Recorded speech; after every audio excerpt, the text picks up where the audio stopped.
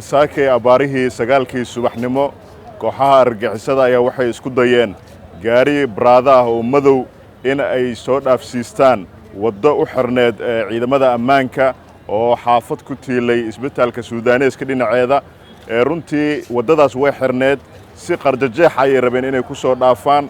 ciidamada ammaanka ayaa ka war helay waxaana amaantaasi mudan shacabka magaalada Muqdisho iyagu si dhow ula shaqeeya laamaha kala gedisan ee ammaanka isla markaana ku wargeliyay in gaari baraada madow noocaasi ah uu doonayo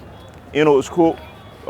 maro waddadaasi oo xirneed isla markaana ciidamada ammaanka ee goobtaasi soo gaareen gaarigaasna isku dayeen inay istaajiyaan rasaasna ay markaasi dhaxmartay kadibna ay ciidamada ammaanka ku guuleysteen iyagoo shacabkii badbaadinaya inay goobtaasi ay ka nadiifiyaan shacabkii inta ay ku mashquulsanaayeen gaarigii oo halkaasi ku qarxay halkaasi waxaa ku dhaawacmay ilaa iyo 4 askari oo iyagu ka hortagayay inay badbaadiyaan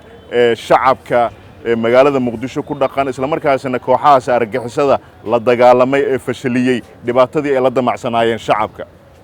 sidoo kale abaarihii 11kii ayaa kooxaha argagixisada iyagoo iska soo dhigay ciidan waxay damceen inay soo dhaafaan jagboontigan Saybiano iyagoo isku ekaysiinaya ciidamada militariga tuutihii militarigana watay ciidamada booliska ee jagboontiga joogay ayaa iyaguna ka hortagay oo la dagaalamay halkaasna waxay ku dileen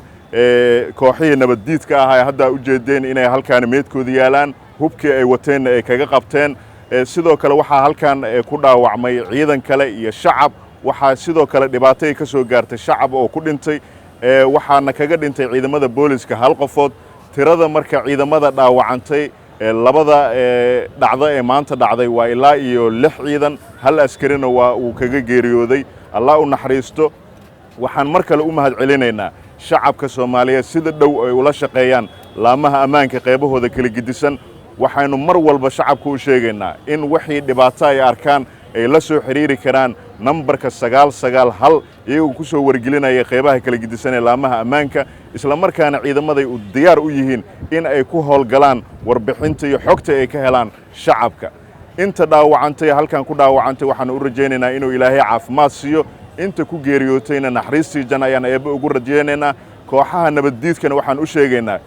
in laamaha ammaanka u diyaarsan yihiin sidii ay ugu hortagi lahaayeen una badbaadin lahaayeen shacabkooda runtii shacabka inta hadda aanu ognahay waa ilaa iyo 3 qofood oo dhimasho ah tiro kale dhaawacna way jiraan xogto idil waan soo aruurin doonaa shirka amniga ee caawa ayaana faahfaahin rasmi idin siin doonaa aad ay u maasantiin